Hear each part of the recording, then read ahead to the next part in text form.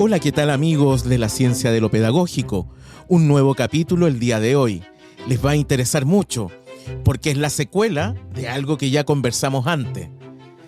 DUA aplicado. Nuestra amiga Constanza Garcés nos va a hablar de cómo aplicar lo que ella teóricamente nos dijo en alguna de esos podcasts que tuvimos tiempo atrás. Así que los invito a un gran programa y vamos con la intro.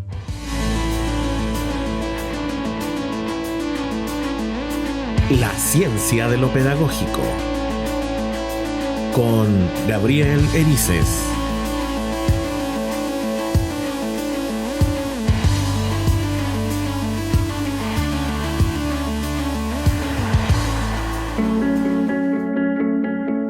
Hola, ¿qué tal nuevamente, queridas y queridos amigos? Como lo dije en la introducción, DUA aplicado.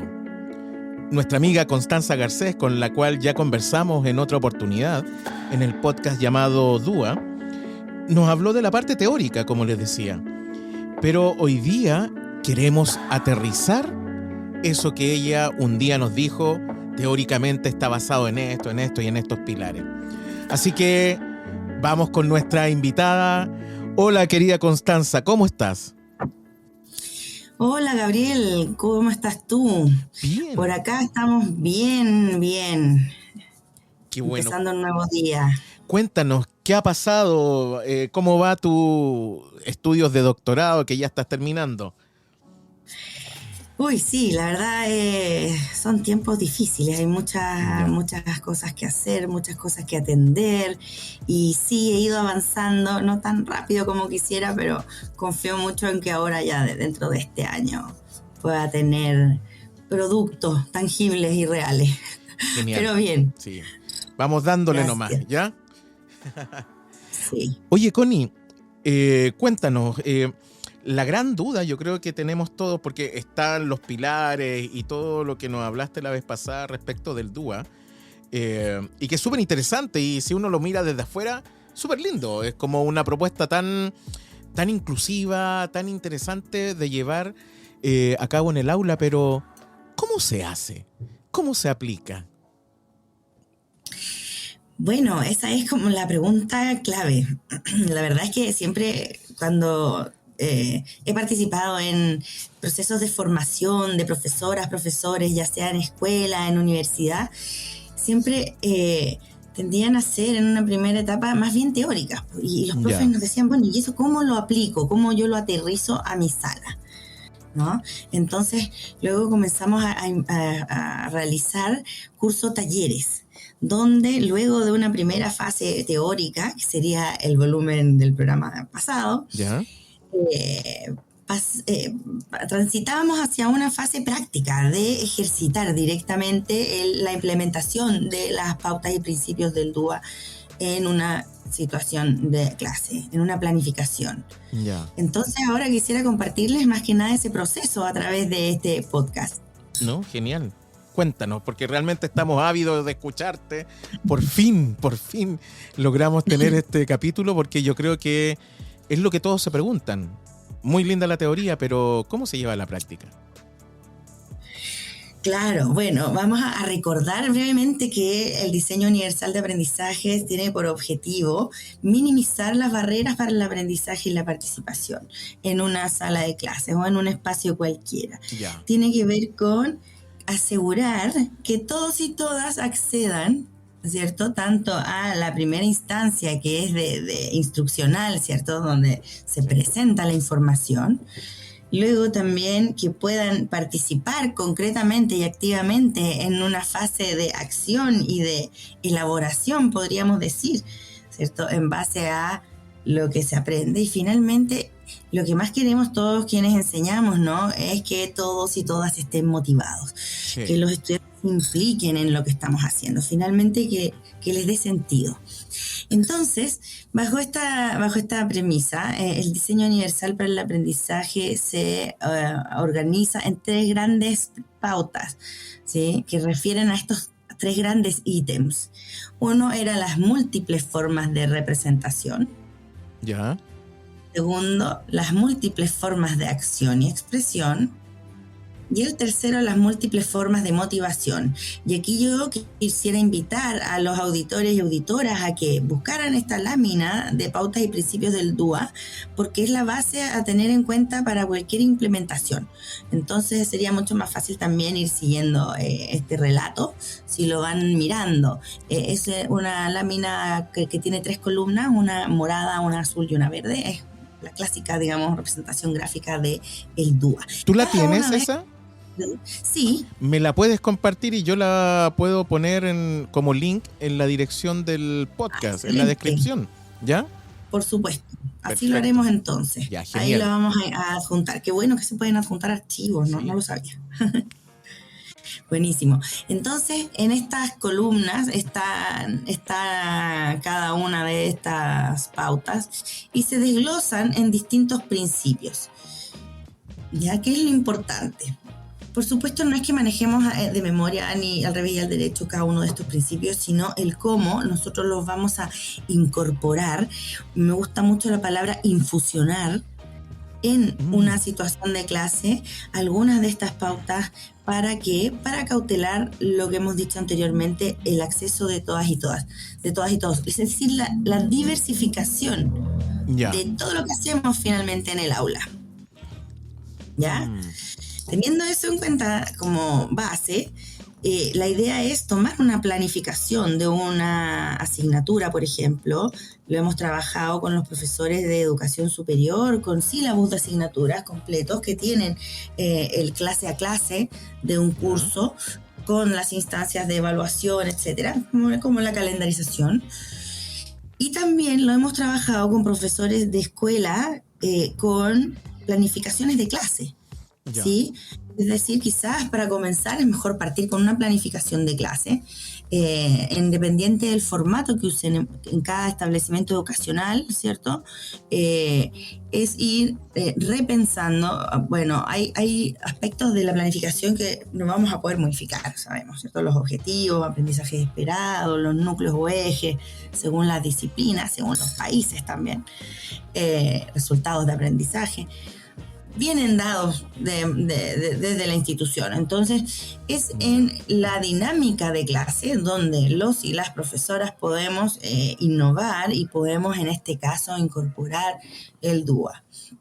Entonces, en el primer momento de la clase, cuando activamos los conocimientos previos, ¿cierto? Ese primer espacio de toma de contacto, le digo yo, donde sobre todo en las primeras clases de la mañana, donde nos saludamos, nos recibimos, sí. Es importante ya desde ese momento utilizar múltiples formas de representación, que sería el primer principio, claro, del DUA. Este primer principio tiene 3 pautas que lo orientan, o sea, 3, como podríamos decir, grandes ítems. Primero es el que es más obvio, ¿no? Que proporcionemos diferentes opciones para la percepción. Teniendo claro que en nuestro grupo curso va a haber estudiantes con distintos estilos de aprendizaje relacionados con los canales perceptivos, es decir, algunos estudiantes prefieren la información auditiva, otros la información visual. Además, es posible que tengamos estudiantes con algún grado de discapacidad, ¿cierto? O de necesidad educativa permanente en la sala de clases de tipo visual auditivo y que también requieran, ¿cierto? Esta diversificación en los procesos de enseñanza, en el proceso de instrucción. ¿Puedo detenerte ahí un rato? Sí. Por eso me gusta también este diálogo y esta conversación, porque, a ver, yo sé que en la legislación chilena está en el decreto 83, 80, no recuerdo muy bien el número, que es el último decreto que habla sobre integración plena. Y yo sé que está el tema de los estilos de aprendizaje. Pero los estilos de aprendizaje no son un neuromito. Sí, la verdad es que sí, hay muchos quienes los plantean, porque finalmente, y la verdad, creo que no dejan de tener razón, porque por un lado está que indiscutiblemente hay una preferencia, o sea, si a cualquier persona uno le pregunta, ¿qué prefieres tú? ¿Te gusta más aprender, no sé, de una clase, de un seminario, o te gusta más ver un video? probablemente todos lo van a decir. Y en ese momento o en esa etapa, probablemente es ese nuestro estilo de aprendizaje. Pero el estilo de aprendizaje es algo muy dinámico, que va cambiando con el tiempo, puede ir cambiando incluso de asignatura en asignatura. Es decir, yo para este tipo de contenido prefiero estudiar de esta forma, con este tipo de actividades, de tipo más visual, y para este otro prefiero utilizar estas otras estrategias. Entonces, la verdad es que creo que cada persona como aprendiz activo, consciente de sí mismo y autorregulado, que al final son esas habilidades transversales que más quisiéramos los profesores formar, ¿no? En quienes aprenden. Ese aprendiz va a poder usar todos los estilos, perdón, todas las vías de aprendizaje, todos los canales perceptivos. Sí, porque yo La sé, vista, sí, porque yo sé el que, oído, el tacto. sí, porque yo sé que en la legislación chilena, creo yo, humildemente, a partir de lo que he leído de ¿cómo se llama?, de Héctor Ruiz Martín y otros neurólogos sobre neuroeducación, tenemos erróneamente dentro de la legislación los estilos de aprendizaje y otras cosas más que también son neuromitos. Entonces, yo creo que fundamentalmente, y esta es mi visión a partir de lo que escucho contigo, son finalmente gustos, cómo prefiero aprender. Porque realmente lo que está demostrado es que todos podemos aprender de todas formas. Y nuestro cerebro funciona simultáneamente en distintos lados, ¿cómo se llama?, todo el tiempo y en todas las circunstancias. Entonces, frente a eso, creo que, desde mi punto de vista, más que estilos son gustos de aprendizaje. ¿Por qué? Porque si un niño en una asignatura le gusta más escuchar música, es porque le gustó en esa asignatura hacerlo. Pero si en otra asignatura puede hacerlo escribiendo o escuchando a su profesor o viendo un video, es porque tiene todas las capacidades. En pocas palabras, todos los seres humanos tenemos todas las capacidades y nos vamos adecuando. En nuestro cerebro, que es plástico absolutamente. ¿Eh?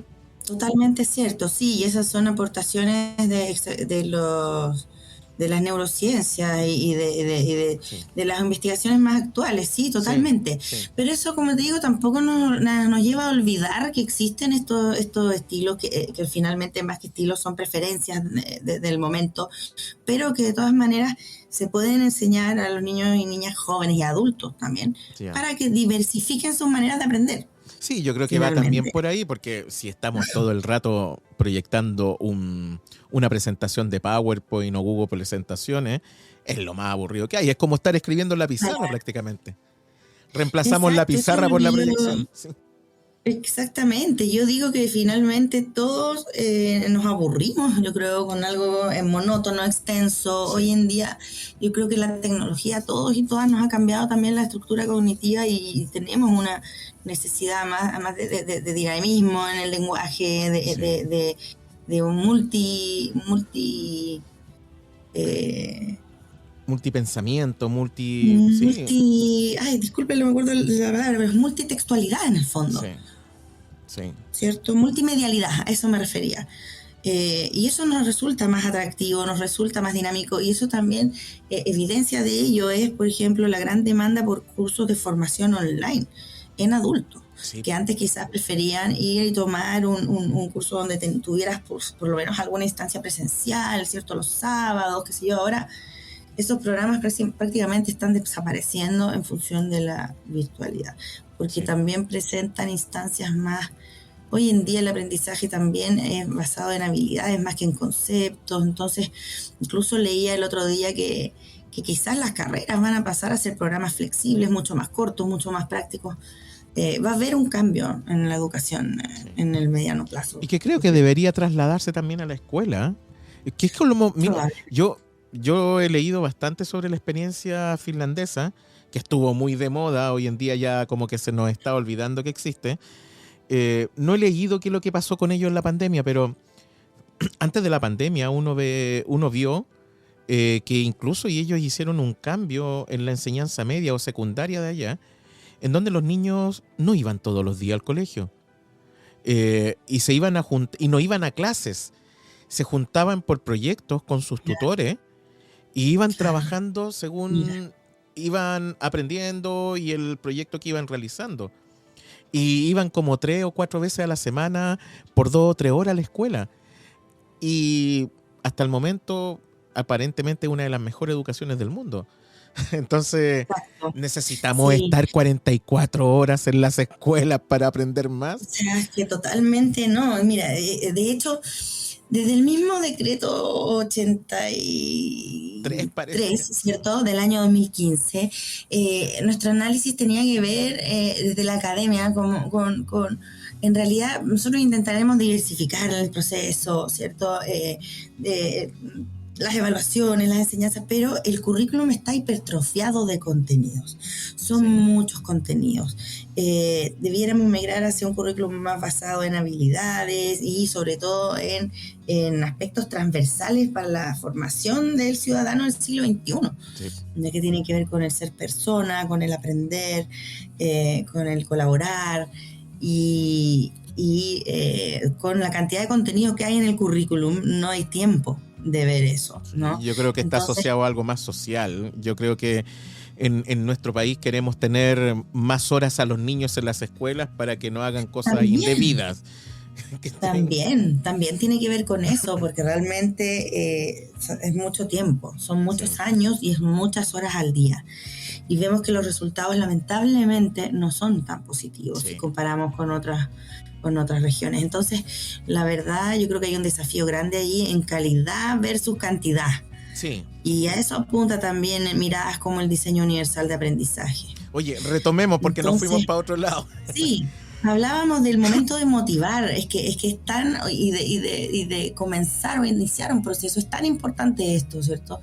El Sí, pensar que ya por hecho, de hecho va a haber una diversidad ya en todos lados, en salas de clase o en otros espacios. Entonces, preparar el material de enseñanza para ello, eh, también atender a diversas o sea, no diversos, pero a intentar personalizar un poco la información y la presentación de la información, también en relación con los grupos cursos, ¿cierto? Si bien puedo ver el mismo contenido, la misma clase, pero yo puedo levantar ciertas características de los niños y niñas, algo quizás del contexto, del momento, de su historia reciente, para personalizar la información y eso va a apuntar también a la motivación. sí.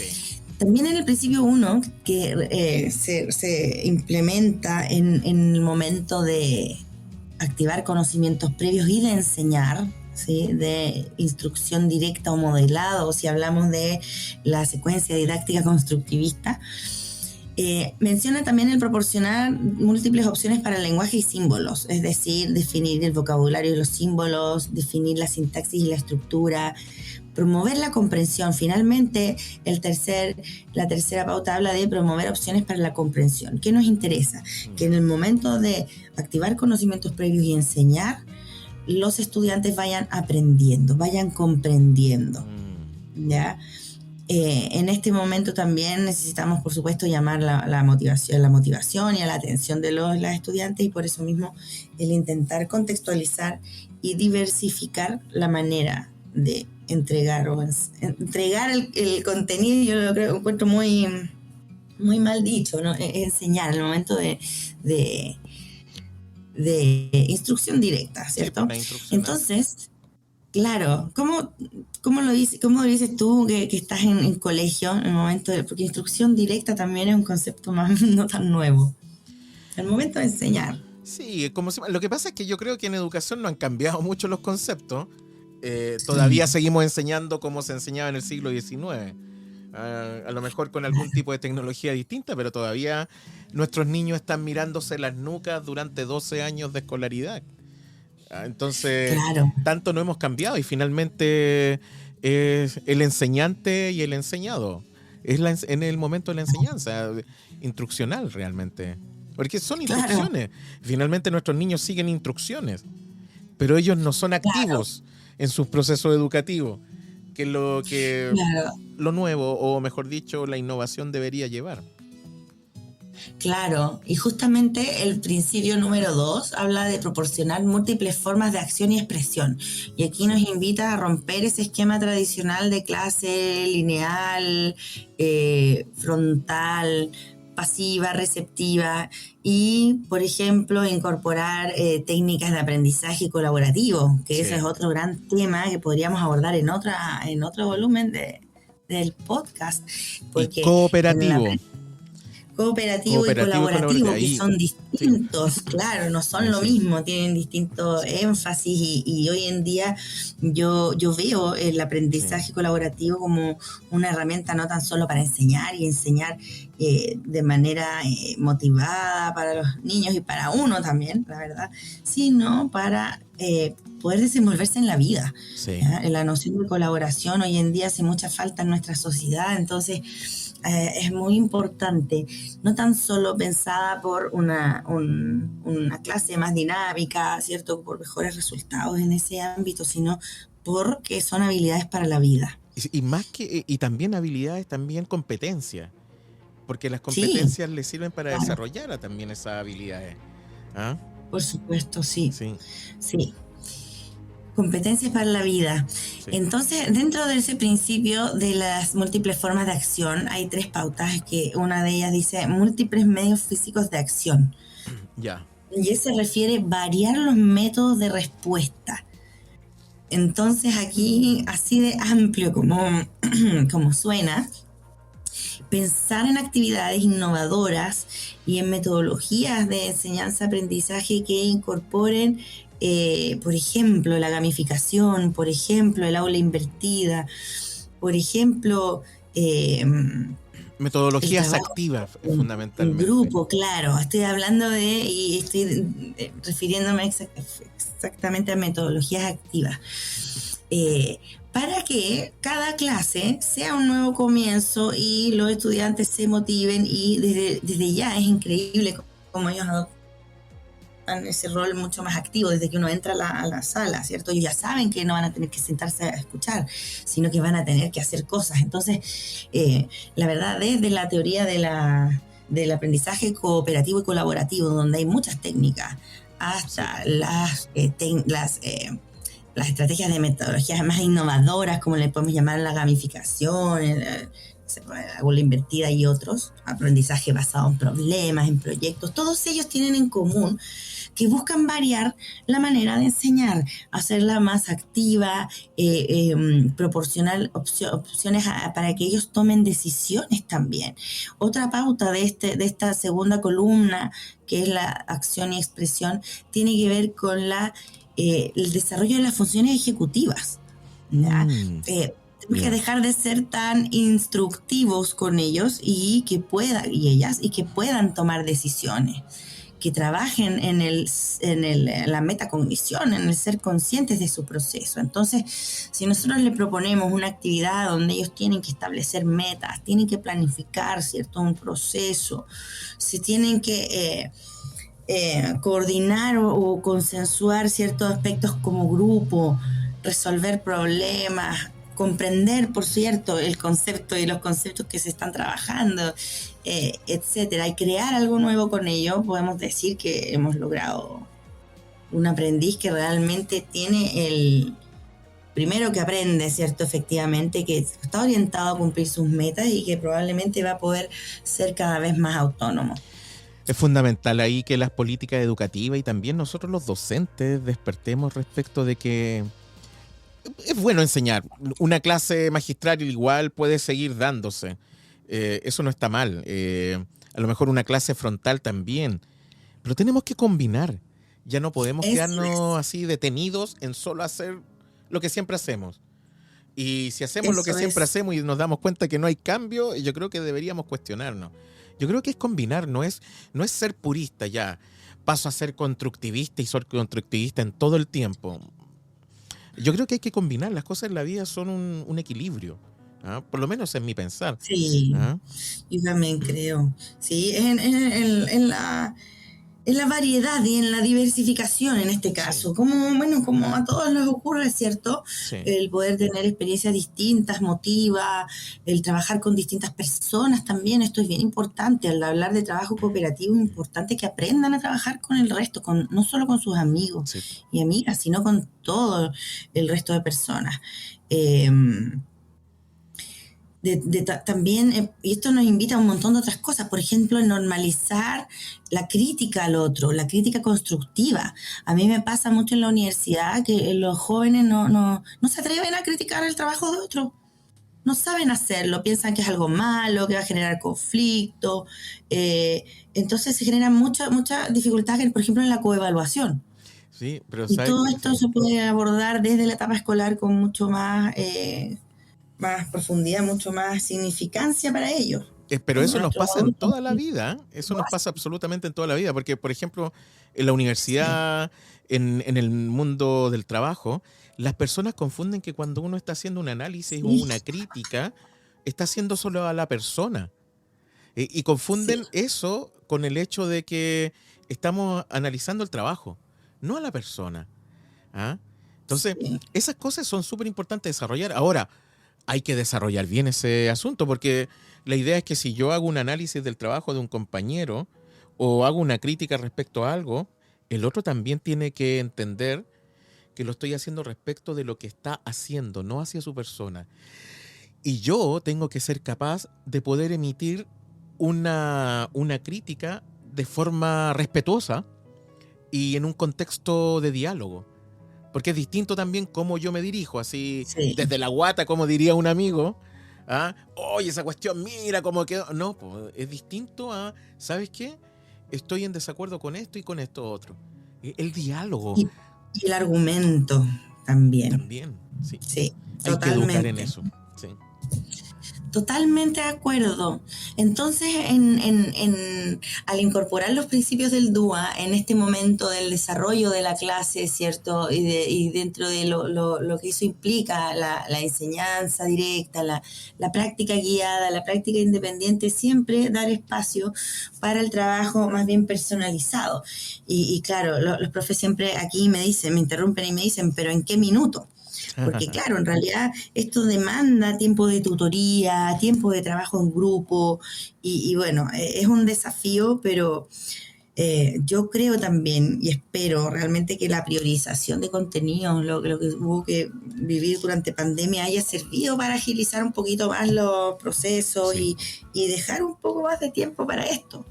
Si algo aprendimos es que la retroalimentación lo es todo casi al final. sí. Entonces, ojalá que sea posible hacer este espacio porque sí es lo más delicado del proceso. Pero yo, El cómo. sí, ahí hay una cuestión súper importante porque yo también voy a visitar aula y sí, pues la mayoría de los profes dicen, oye, pero ¿en qué momento hago esto?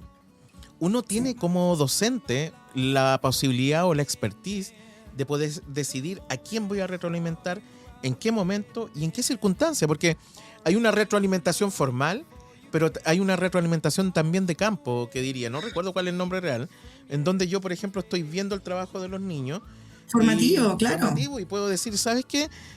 ¿Tú crees que esto está bien? ¿No podría ir por este lado o por esto? Y el niño Exacto. o la niña o el adolescente y el joven ahí se va dando cuenta que lo hace pensar respecto de lo que está haciendo, lo hace cuestionarse.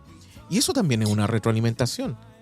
¿Ah? Sí, Totalmente, es que Gabriel, eso es tener tiempo del durante. sí, Generalmente nos enfocamos mucho en el final, en la evaluación, ¿cierto? sí, Sumativa, pero la retroalimentación o evaluación formativa es crucial.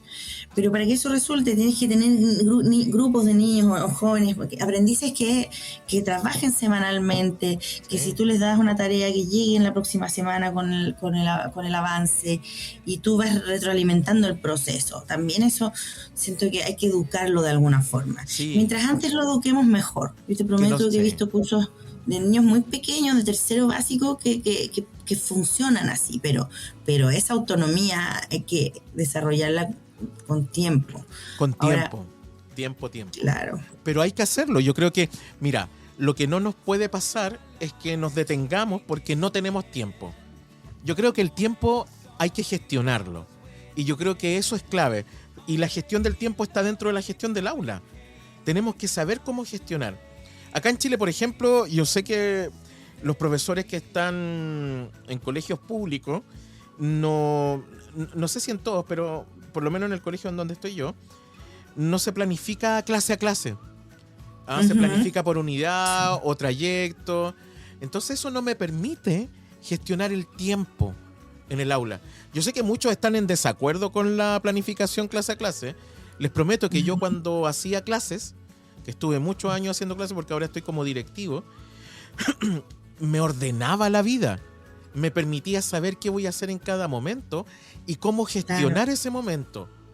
Algunas clases me resultaban y otras no. Pero eso yo lo tengo que ir evaluando como profesional. Y tengo que ir viendo y pidiendo ayuda también a mis compañeros y mis compañeras. Oye, ¿sabéis que esto me resultó, esto no? Pero ir intentándolo. Pero eso se llama gestión del tiempo, gestión del aula. Sí. Totalmente. Totalmente. Y es trabajo también. Y es trabajoso y es importante darle espacio de hacerlo, de aprender a hacerlo y de poder hacerlo realmente. Totalmente. Es verdad.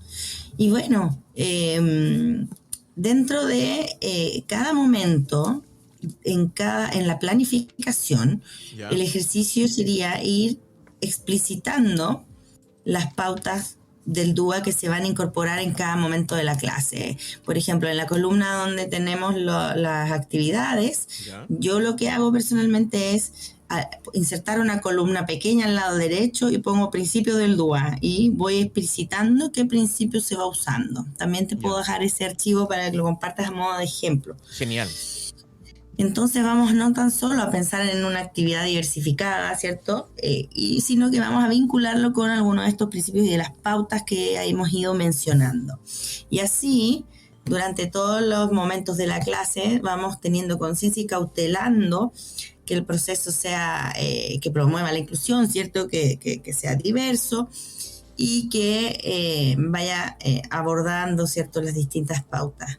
Y la tercera columna, que es súper importante, es la de la motivación o implicación. Múltiples formas de motivación o implicación para los estudiantes. Que yo digo que esta columna es transversal desde el momento 1, como hemos conversado, hasta el final. Nos interesa motivar. De hecho, la primera de estas 3 pautas dice proporcionar opciones para captar el interés. ¿Ya? Sabemos que en esos primeros minutos de clase es donde captamos o no el interés del aprendiz, y en este caso se relaciona con que puedan elegir, que resaltemos la relevancia, el valor y la autenticidad de lo que se está haciendo. Tiene que ver también con minimizar las amenazas y las distracciones, ¿cierto?, según el nivel en que estemos trabajando. También con otro punto bien importante, que tiene que ver con opciones para mantener el esfuerzo y la persistencia. También a ver, ¿cómo esto eso? Debiéramos enseñarlo. Claro, porque, por ejemplo, se les puede enseñar, ya lo hablamos, ¿cierto?, en relación con las funciones ejecutivas, el hecho de establecer metas, pero el que sean metas personales, ¿cierto?, metas que ya sea que aporten a un trabajo en equipo, que haya una motivación intrínseca para aprender. Eso es lo que la se alta busca. Expectativa. ¿Cómo declaro esa alta expectativa del estudiante? Ahora comprendo bien. Sí, en lo que también en la investigación anglosajona se denomina los criterios de éxito. ¿Qué criterios de éxito voy a ocupar con mi alumno?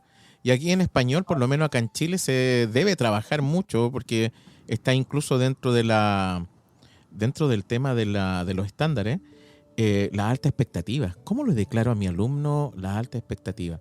Porque si estoy todo el tiempo diciendo que son unos flojos o que, oye, ya, pues, trabajen, ¿por qué son así? Y ellos ven un deterioro respecto a la relación, no van a entender y les va a dar lo mismo. No, totalmente. Y al final uno replica lo que ellos sienten en la casa o en la sociedad, un rechazo. Y creando realidades también. Exacto. Se da por un lado la profecía autocumplida, ¿cierto? Si ya todos me dicen que soy tonto, ya me la creo, en el fondo, y lo hacemos realidad.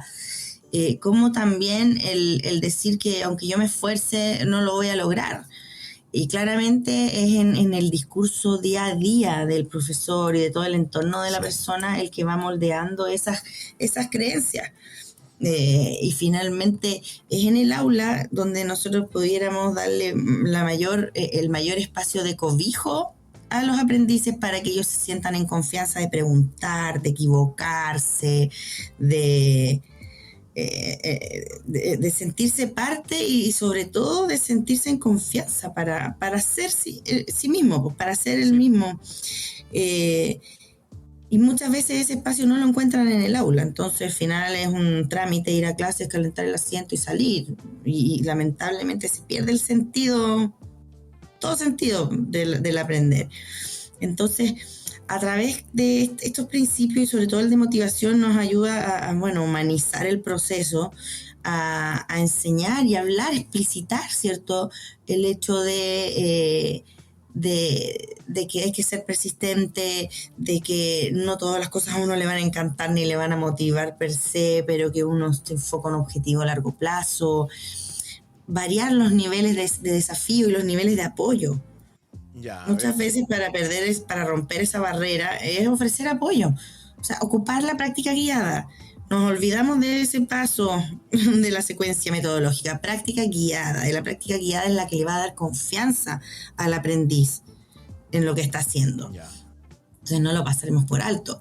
Y la retroalimentación. La retroalimentación fundamental para la motivación. ¿Qué pasa si a nosotros los adultos nos pasa? ¿Qué pasa si yo hago algo, me esfuerzo mucho y nadie nos dijo nada? Ni un pasó día, desapercibido. Ni una semana, claro. Sí, pues. Entonces la retroalimentación orientada y la última pauta, Gabriel, que no tenemos que olvidar es el enseñar a ser autorregulado. Y aquí está lo que tú comentabas, ¿cierto? Promover expectativas y creencias que optimicen la motivación. Ahí también un trabajo en equipo, ¿cierto? Con otros profesionales dentro del centro que están abordando sobre todo ahora el ámbito emocional. Facilitar niveles graduados de apoyo y desarrollar, como ya habíamos comentado, la autoevaluación, la coevaluación y la reflexión. Entonces esos tres pilares buscan un aprendiz que sabe identificar sus recursos, que está orientado a cumplir sus metas y que además está motivado y decidido. Y que no sería un solo aprendiz, sino todos en aula que sienten que pudieron aprender, que fueron atendidos en su diversidad, que fueron escuchados y que lo que aprendieron lo pueden transferir y les sirve. Finalmente yo creo eso es lo que todos buscamos, ¿cierto? Oye, al enseñar. Genial. Y ese es todo el ciclo y así se aplica.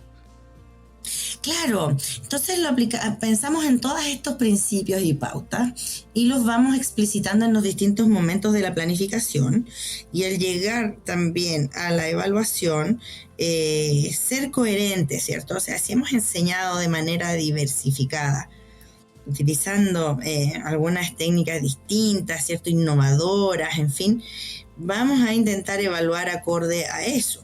Entonces, también replantearnos y sobre todo conversar con los colegas de departamento, de área, en cómo refrescar la evaluación. Hoy se habla mucho, ¿no? Ya desde hace algunos años, de la evaluación auténtica, ¿cierto? Cómo salir de los esquemas tradicionales de un conocimiento más memorístico hacia uno mucho más aplicado y que finalmente se vincula con el diario vivir. Lo que queremos es transferencia del conocimiento, ¿cierto? Que solucione en la vida real aspectos importantes y no chiquillos que anden repitiendo como loro. Aparte que hoy no lo van a hacer. Eso ya hoy día, la verdad, yo creo que con todo lo que la tecnología ha significado, no podemos esperar de los niños del siglo XXI jóvenes aspectos que ya simplemente no son necesarios. Salvo cuando sea necesario, obviamente. Sí. Que a veces también ocurre. Pero apuntar a niveles mucho más profundos, como la comprensión y la creación. Si uno puede crear algo nuevo con lo que aprendió, significa que lo entendió perfecto y que lo puede utilizar. No, genial. Oye, Connie, con esto estaríamos listos. Uno debería poder implementar en el aula y poder en la planificación llevarlo en los efectos. Los demás son actividades que uno puede encontrar en cualquier parte. No sé si voy a realizar un flipped classroom, si voy a realizar un ABP o incluso un trabajo en grupo, un club de video, cualquier cosa.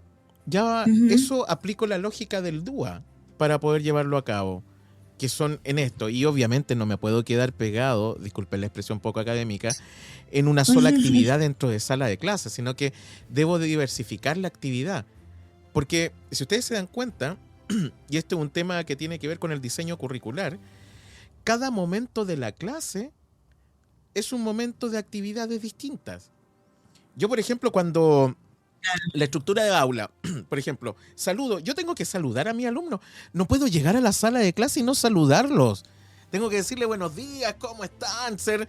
Tener esa energía. Bueno, algunos no la tienen, pero ya está bien, cada uno como puede.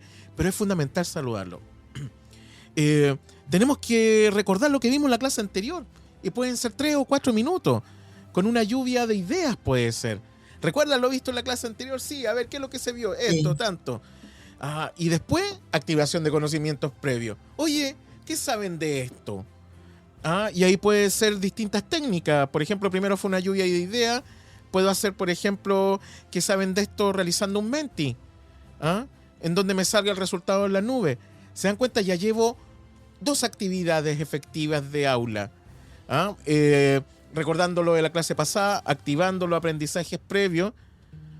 Y podríamos seguir, por ejemplo, está el objetivo de la clase, que en nuestra legislación tenemos que decirlo. Pongamos el objetivo, proyectemos el objetivo o escribámoslo en la pizarra. Oye, chicos, chicas, ¿qué significa esto? ¿Qué significa que vamos a aprender esto? Y dialogar el objetivo para que ellos sepan lo que van a aprender. ¿Se dan cuenta? Ahí tienen otra... esa técnica se llama pregunta y respuesta. Miren, solo en los primeros 15 minutos de la clase ya tenemos 3 actividades. Y participan los niños, y las niñas, y los jóvenes y adolescentes. Y después, ¿para qué adultos decir? También, Gabriel, te prometo que en la universidad es increíble cómo uno piensa que no, pero el ser activo en los cursos vespertinos, que son adultos que llegan, imagínate, ellos llegan después de trabajar en colegio a las 7 de la tarde en la universidad, a aprender, y yo te juro que los admiro, y las admiro, y sacan su carrera en 4 años, su segunda carrera, y es pura vocación. Y la verdad que el aprendizaje activo es lo que los motiva.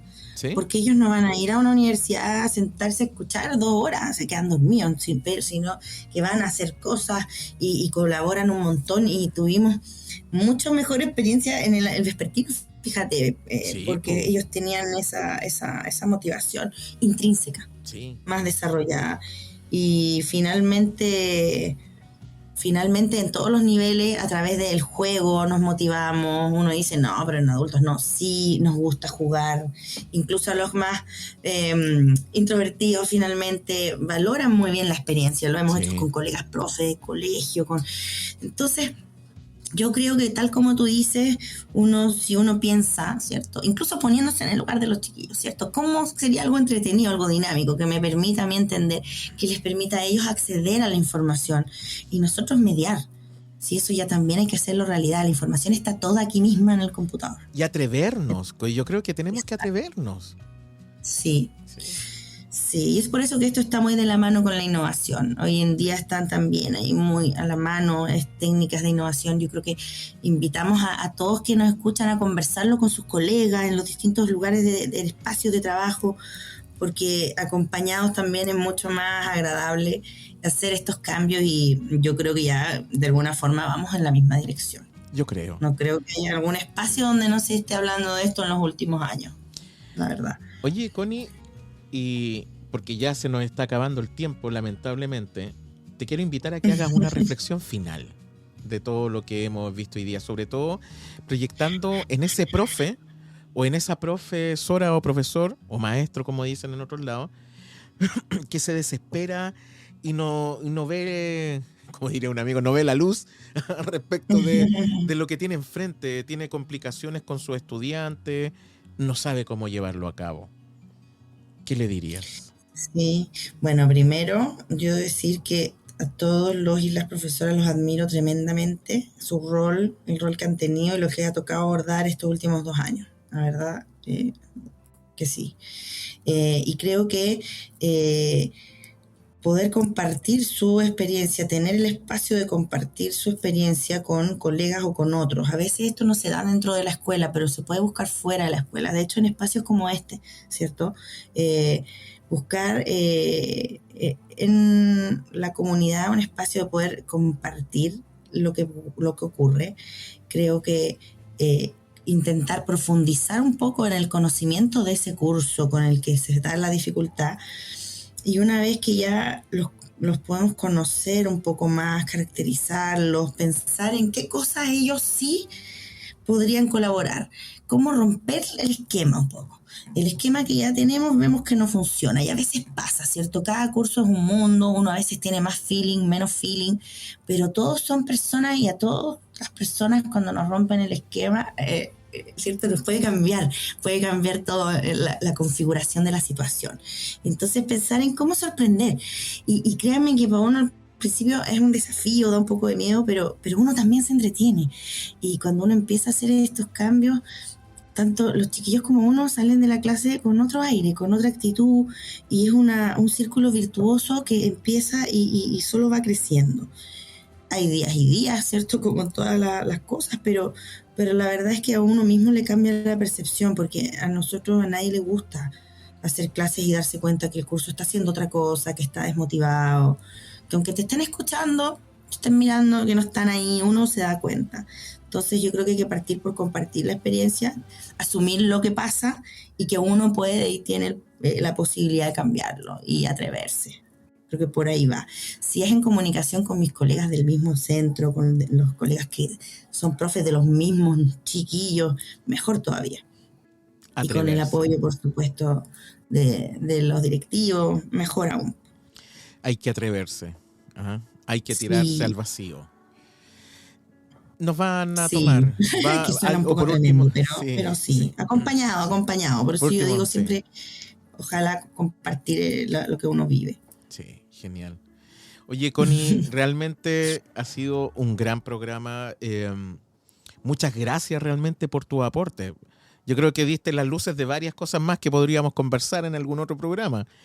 Pero yo creo que hartas cosas ya nos quedan el día de hoy. Harto aprendizaje. Y a nuestros amigos de la ciencia de lo pedagógico que puedan escuchar una y otra vez este capítulo y puedan aportar y también compartirlo. Así que, Connie, un gran abrazo y realmente muchas gracias todo el aporte que diste el día de hoy. Muchas gracias a ti, Gabriel, y bueno, a todos. Yo pensaba cómo transmitir algo práctico, ¿cierto? Desde el audio y creo que lo importante es pensarlo, ¿cierto? Planteárselo y hacerlo y compartirlo. Voy a compartirles también esos formatos para que haya un ejemplo, una guía. Y Gabriel, a tu disposición cuando me quieras invitar a conversar. Yo encantada. Perfecto. Muchas gracias, Connie, y un gran abrazo a la distancia. Que estés muy bien. Gracias. Abrazos. Abrazos.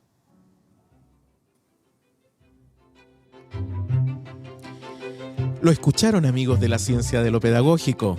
Un excelente capítulo el día de hoy. Constanza nos va a compartir textos, a lo mejor link de alguna página. En la descripción van a estar los links, así que para que puedan descargarlo. Y también les voy a compartir algo que, valga la redundancia, compartió Carlos Espinosa de la RNRPA, que compartió también un texto muy bueno sobre DUA. Así que espero que les haya gustado. Recuerden compartir, recuerden mostrar, discutir, conversar. Y eso también les digo algo que, porque también estoy muy contento el día de hoy, porque ayer llegó a mi casa el gran libro Miradas que Educan, Diálogos sobre Educación y Justicia Social. Libro que coordinaron Juan José Vergara y Javier Murillo. Así que también los invito, estoy ya leyendo, está impresionante, gran aporte. Esperemos tener de nuevo a Juan José y a Javier invitados acá y a lo mejor algún otro de las personas que escribió parte de los capítulos de este libro. Así que muy contento por el programa de hoy porque realmente lo encuentro genial. Así que espero que les haya gustado. Recuerden también compartir. pongan like, pongan me gusta, favoritos y hagamos crecer esta comunidad que estamos construyendo entre todos. Así que muchas gracias y nos vemos en otro capítulo más de La Ciencia de lo Pedagógico.